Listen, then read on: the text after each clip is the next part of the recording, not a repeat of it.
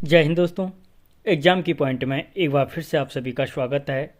दोस्तों, आज के इस वीडियो में हम सर्वनाम की परिभाषा, उसके भेद, किस तरीके से परिवर्तन होता है, उन सारे चीज़ों को यहाँ पे डीपली डिस्कस करेंगे। यहाँ पे आपको परिभाषा के साथ साथ उदाहरणों के माध्यम से समझाया जाएगा। अगर आप इसकी एमसीक्यू प्रैक्टिस सेट के साथ देखना चाहते हो तो आप हमारे चैनल की प्लेलिस्ट में जाकर के देख सकते हो। हिंदी व्याकरण के नाम से एक प्लेलिस्ट बनी है, वहाँ पे आपको हिंदी के सारे टॉपिक मिल जाएंगे। तो देखते हैं दोस्तों, यहाँ पे आज हम बात कर रहे हैं सर्वनाम की। तो दोस्तों, जो जनरल सी चीज़ है, हर किसी को ये चीज़ आती है कि संज्ञा के स्थान पर, ठीक है, प्रयुक्त होने वाले शब्द सर्वनाम कहलाते हैं। इससे पहले हम संज्ञा को डीपली डिस्कस कर चुके हैं और उसकी एमसीक्यू को भी देख चुके हैं, ठीक है। अगर नहीं देखा तो चैनल की प्लेलिस्ट में जा कर के देख सकते हो। तो और जो सर्वनाम के एमसीक्यू को हैं वो आपको चैनल की प्लेलिस्ट में मिल जाएंगे या इस वीडियो के डिस्क्रिप्शन में मैं उसका लिंक दे दूंगा।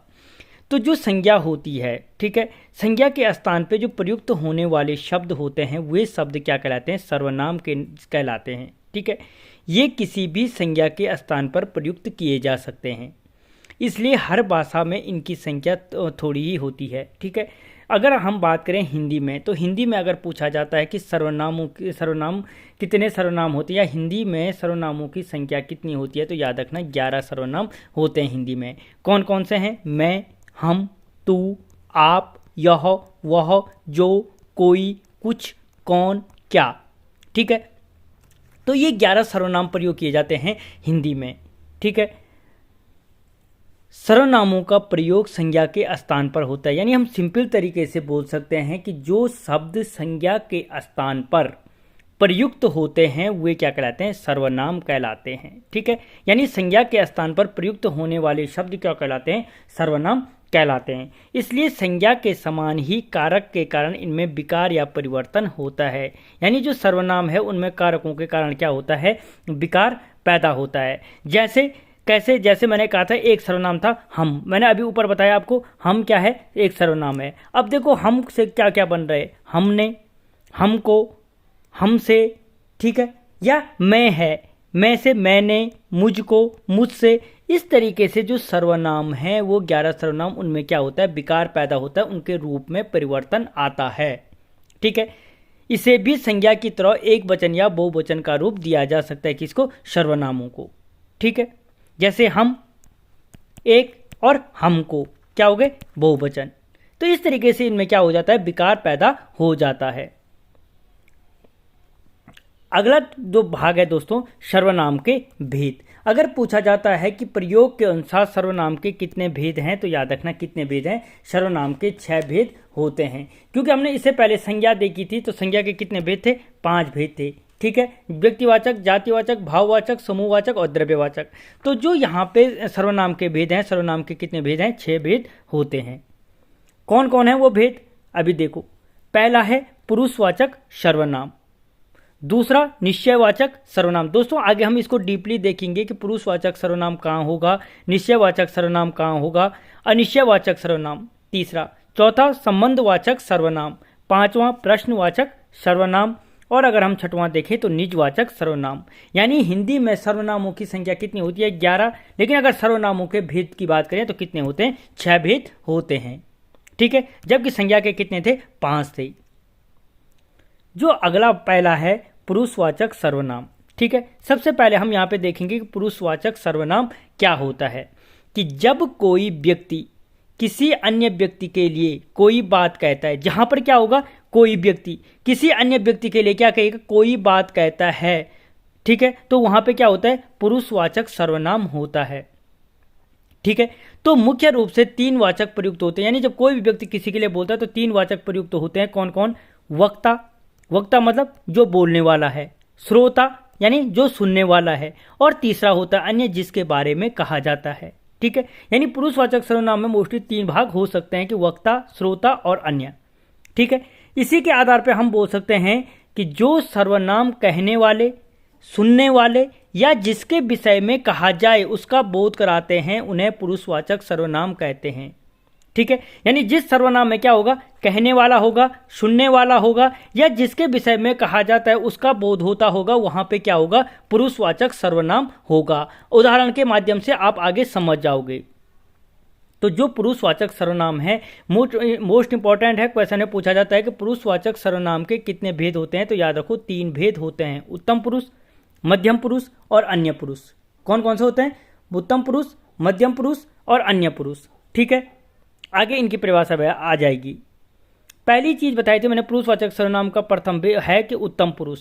उत्तम पुरुष कौन कहलाता है कि बोलने वाला या लिखने वाला व्यक्ति अपने लिए जिन सर्वनामों का प्रयोग करता है वे उत्तम पुरुष सर्वनाम कहलाते हैं।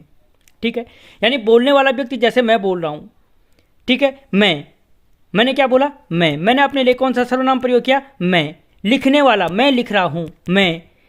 यानी बोलने वाला या लिखने वाला व्यक्ति अपने लिए जिन सर्वनामों का प्रयोग करता है वे उत्तम पुरुष सर्वनाम कहलाते हैं। जिसमें मैंने अभी बोला मैं पढ़ा रहा हूं, मैं। ठीक है, हम YouTube चैनल चला रहे हैं, हम सब मिलकर यहाँ पर सर्वनाम को पढ़ेंगे, तो हम सब। ठीक है, हम लोग पेपर की तैयारी करेंगे। ठीक है, तो यानी ये क्या है, मैं बोलने की कोशिश कर रहा हूं, यानी हम क्या हो गए, उत्तम पुरुष का प्रयोग किया जा रहा है। यानी उत्तम पुरुष में हमेशा याद रखना मैं, हम सब, हम लोग आदि आते हैं। उदाहरण के नीचे जब उदाहरण आएंगे तब पूछूंगा आपसे कि उत्तम पुरुष इसमें कौन सा है। ठीक है, वहां पे आप इस चीज को समझ जाओगे। अगली चीज आती है कि मध्यम पुरुष, जिसे संबोधित करके कुछ कहा जाए, जिसे संबोधित करके कुछ कहा जाए या जिससे बातें की जाए। जैसे मैं आपसे बातें कर रहा हूं कि आपकी तैयारी कैसे चल रही है, मैं आपको पढ़ा रहा हूं, मैं अपने लिए, लेकिन पढ़ा रहा हूं किसको, आपको।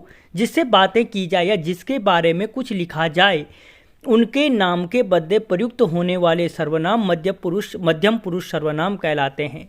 ठीक है, तू, तुम, आप लोग, आप सब। जैसे मैं तुमको पढ़ा रहा हूं, मैं आपको पढ़ा रहा हूं, मैं आप लोगों को पढ़ा रहा हूं। ठीक है, आप सब तैयारी कर रहे हो, तो ये सारे क्या हो गए, मैं बात कर रहा हूं किसकी, आप लोगों की। यानी आप लोग क्या हो गए, मध्यम पुरुष हो गए, मैं क्या हो गए, उत्तम पुरुष हो गए। ठीक है, अब तीसरी चीज यहां पे अगर देखें, अन्य पुरुष, जिसके बारे में बात की जाए। ठीक है, हम दोनों बात कर रहे हैं, आप और मैं बात कर रहे हैं अन्य के बारे में, कुछ लिखा जाए, उनके नाम के बदले में प्रयुक्त होने वाले सर्वनाम अन्य पुरुष सर्वनाम कहलाते हैं। ठीक है, और अन्य पुरुष में क्या आते हैं, वे लोग, ये, यह, आप, ये सारे सर्वनाम क्या होते हैं, अन्य पुरुष के अंतर्गत आते हैं। ठीक है, जैसे अगर मैं बोलूं मैंने आपको बताया, मैं बोल रहा हूं मैंने आपको बताया, ठीक है, कि वह पढ़ने में तेज है, वह पढ़ने में तेज है। तो मैंने बोला, मैं बोल रहा हूं, यहां पे क्या हो गया, उत्तम पुरुष। किसको बताया, आपको। मध्यम पुरुष बताया कि कौन, वह, क्या हो गए, अन्य पुरुष। समझ गए, मैंने आपको बताया कि वह पढ़ने में तेज है, यही तो बताया था मैंने। जो बोलता है वो क्या हो गए, उत्तम पुरुष। जिससे बोलता है मध्यम पुरुष, और जिसके बारे में बोलता है अन्य पुरुष। ठीक है, या इस तरीके से क्या कर सकते हैं हम, उत्तम पुरुष, मध्यम पुरुष और अन्य पुरुष को समझ सकते हैं। या मैं अगर बोलूं मैंने आपको बताया कि वह बहुत मेहनत कर रहा है। ठीक है, या मैंने आपको बताया वो बहुत अच्छा गायक है, मैंने तुमको बताया कि वह बहुत अच्छा लिखता है। तो दोस्तों ये क्या हो, इस तरीके से आप क्या कर सकते हो, उत्तम पुरुष, मध्यम पुरुष और अन्य पुरुष को इसमें डिफाइन कर सकते हो। ठीक है, और अगर सिंपल पुरुषवाचक सर्वनाम की बात करें तो पुरुषवाचक सर्वनाम में क्या होगा, मैं, तू, आप, यह, वह, ये प्रयोग होते हैं। जैसे मैं फिल्म देखना चाहता हूं, मैं फिल्म देखना चाहता हूं, अपने नाम के बदले मैं क्या कर रहा हूं, मैं यूज कर रहा हूं। या अगर मैं बोलूं मैं गाना गाना चाहता हूं, आप ठीक बोल रहे हो, वह फिर खेल रहा है, यो आजकल कुछ नहीं खाता, आजकल आप क्या कर रहे हैं, लेकिन ये प्रश्नवाचक में आ जाएगा, क्या कर रहे हैं। ठीक है, तो इस तरीके से हम क्या कर सकते हैं, पुरुषवाचक सर्वनाम का प्रयोग समझ सकते हैं। जो दूसरा सर्वनाम होता है वो होता है निश्चयवाचक सर्वनाम, कि जो सर्वनाम पास या दूर की वस्तु या व्यक्ति की ओर निश्चित संकेत करते हैं। जो क्या करते हैं, पास या दूर की वस्तु या व्यक्ति की ओर निश्चित संकेत करते हैं वे निश्चयवाचक सर्वनाम का होता है, वहां पर कहलाते हैं। ठीक है, यानी जहां पे निश्चय, जहां पे क्या होगा, निश्चय का बोध हो कि निश्चित है वो चीज।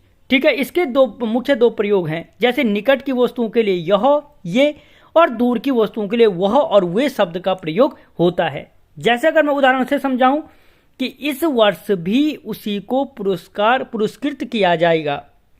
इस वर्ष भी यानी किस, इस वर्ष भी मतलब जो पहले से हो रहा है उसी को, यानी जिसको पहले मिला है। ठीक है, और इस या उस का प्रयोग जिस सर्वनाम में किया जाता है वो सर्वनाम क्या होता है, यहां पे देख लो, अभी आपको बताया, निश्चयवाचक सर्वनाम कहलाता है। या तुम्ही से सर्वाधिक अंक प्राप्त करने की आशा की जा रही है। ठीक है, निश्चित है कि सर्वाधिक अंक क्लास में इस साल भी जो सर्वाधिक अंक प्राप्त करने की आशा की जा रही है तुम्ही से की जा रही है, यानी तुम पहले से भी आते हो।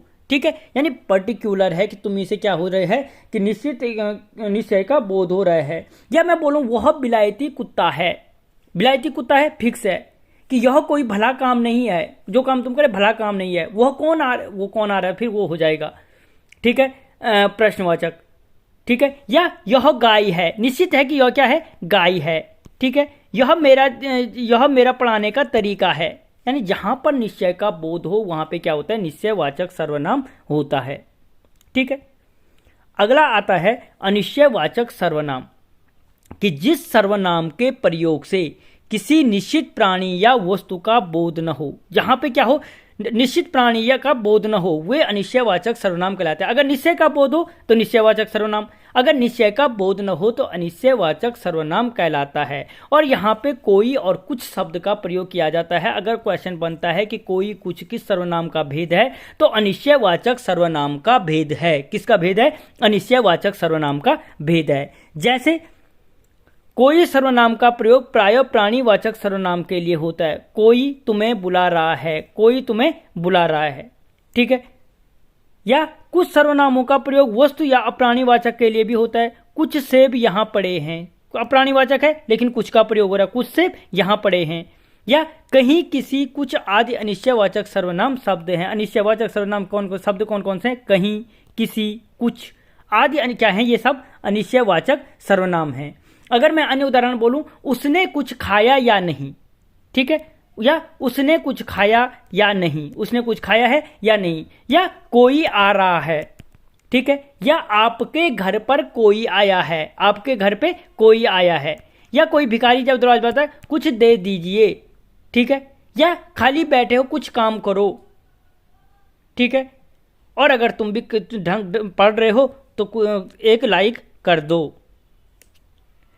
तो अगला देखें, अगर हम संबंधवाचक सर्वनाम, कि वाक्य में प्रयुक्त दूसरे संज्ञा या सर्वनाम शब्दों से संबंध दिखाने वाले सर्वनाम संबंधवाचक सर्वनाम कहलाते हैं। यानी जिस वाक्य में एक का संबंध दूसरे से स्थापित किया जाता है वहां पर क्या होता है, संबंधवाचक सर्वनाम होता है। कहां पर, जहां पर एक का संबंध दूसरे से स्थापित किया जाता है।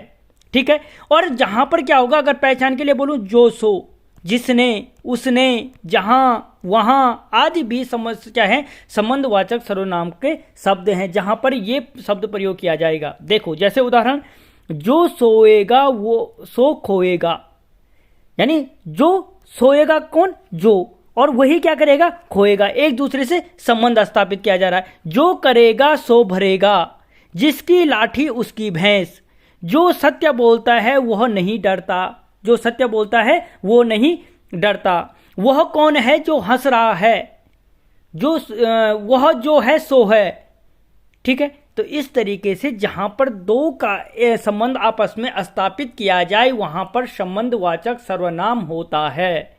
क्या होता है, संबंधवाचक सर्वनाम होता है। या जो आया सो जाएगा। ठीक है, जो जन्मेगा वो मरेगा। इस तरीके से जहां पर दो के बीच संबंध स्थापित किया जाएगा वहां पर संबंधवाचक सर्वनाम होगा। ठीक है दोस्तों, कैसा लग रहा है मुझे कमेंट बॉक्स में जरूर बताएं। अगला जो है प्रश्नवाचक सर्वनाम। क्या है, प्रश्नवाचक सर्वनाम, कि जिस सर्वनाम का प्रयोग प्रश्न पूछने के लिए होता है उसे प्रश्नवाचक सर्वनाम कहते हैं। जैसे कौन, किन्हें, किस आदि पर प्रश्नवाचक सर्वनाम है। ठीक है, जैसे वहां सीढ़ियों में कौन खड़ा है, वहां सीढ़ियों में कौन खड़ा है। कोई खड़ा है लेकिन कौन है ये पता नहीं है, ठीक है। या जैसे इस समय कौन वीडियो देख रहा है, अपना नाम लिख लो, ठीक है।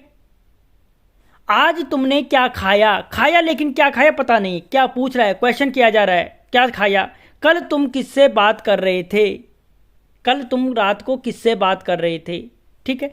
इन सर्वनामों में कौन तथा किससे प्राणीवाचक के लिए प्रयुक्त हुए हैं तथा क्या अप्राणीवाचक के लिए प्रयुक्त हुआ है। या अगर मैं बोलूं प्रश्नवाचक के लिए, देखो तो कौन आया है, वह कौन जा रहा है, आपने क्या खाया है, ठीक है। आपने आज क्या गाया है, आपने क्या पढ़ाया है। तो इस तरीके से जहां पे क्वेश्चन किया जाता है वहां पे क्या होता है, प्रश्नवाचक सर्वनाम होता है, वहां पे क्या होता है, प्रश्नवाचक सर्वनाम होता है। और जो छठवां है निजवाचक सर्वनाम, इसके अंतर्गत वे सर्वनाम आते हैं जिनका प्रयोग वक्ता या लेखक स्वयं अपने लिए करता है। इस प्रकार वक्ता या लेखक जिन सर्वनाम शब्दों का बोध कराता है और अपने लिए जिनका प्रयोग करता है उन्हें निजवाचक सर्वनाम कहते हैं। यानी जहां पर अपने लिए बोध किया जाता है, खुद का बोध किया जाता है, वहां पे क्या होता है, निजवाचक सर्वनाम होता है। क्या होता है वहां पे, निजवाचक सर्वनाम होता है, ठीक है। यानी जहां पे क्या होगा, जिस सर्वनाम से स्वयं के लिए बोला जाए, जिसका रूप आप हो। क्वेश्चन बनता है कि किस सर्वनाम का रूप आप होता है, तो याद रखना निजवाचक जो सर्वनाम होता है उसका रूप क्या होता है, आप होता है। इसमें आप, अपने, आप, खुद, निज, स्वतः, स्वयं, इन शब्दों का जहां पर प्रयोग किया जाएगा वो समझ लेना वहां पे निजवाचक सर्वनाम है। जैसे हमने अपना काम अपने आप करना, हमें अपना काम अपने आप करना चाहिए। स्वयं के लिए जीना व्यर्थ है, वो स्वतः ही जान जाएगा। मैं अपने आप चला जाऊंगा, मैं खुद लिख लूंगा, मैं स्वयं खा लूंगा, मैं स्वयं बना दूंगा, मैं स्वयं सीख लूंगा, मैं स्वयं पढ़ लूंगा, मैं स्वयं तैयारी कर लूंगा, मैं खुद सीख लूंगा, मैं खुद तैयारी कर लूंगा, ठीक है। इस तरीके से जहां पर स्वयं के लिए बोध हो वहां पर निजवाचक सर्वनाम होता है। और इन 6 टाइपों के देखा हमने ऊपर से, पुरुषवाचक, निजवाचक, निश्चयवाचक, अनिश्चयवाचक, प्रश्नवाचक, संबंधवाचक। इसके अलावा जब कभी 2 सर्वनामों का एक साथ प्रयोग होता है तो वो कहलाता है संयुक्त सर्वनाम। याद रखना, ये मोस्ट इंपॉर्टेंट है। पूछा जाता है कि जब 2 सर्वनामों का एक साथ प्रयोग हो तो वो क्या कहलाता है, तो संयुक्त सर्वनाम कहलाता है। और पता कैसे चलेगा, वहां पे जो और कोई 2 सर्वनाम, सब कोई, कुछ एक, इन शब्दों का जहां पर प्रयोग होगा, जो कोई, सब कोई, कुछ एक, इन सर्वनामों का जहां पर प्रयोग होगा वहां पर याद रखना संयुक्त सर्वनाम होगा। क्या होगा, संयुक्त सर्वनाम होगा। तो दोस्तों अगर आपको बढ़िया लगा तो वीडियो लाइक करें, चैनल को सब्सक्राइब करें। और आपको अब अगर प्रैक्टिस करनी है, एमसीक्यू देखने हैं, तो आप चैनल की हिंदी व्याकरण के नाम से चैनल की प्लेलिस्ट बनी है, वहाँ पे सर्वनाम वाले टॉपिक को क्लिक कीजिए, आपको प्रैक्टिस हो जाएगी अच्छे से। मिलता हूँ अगले वीडियो में, तब तक जय हिंद।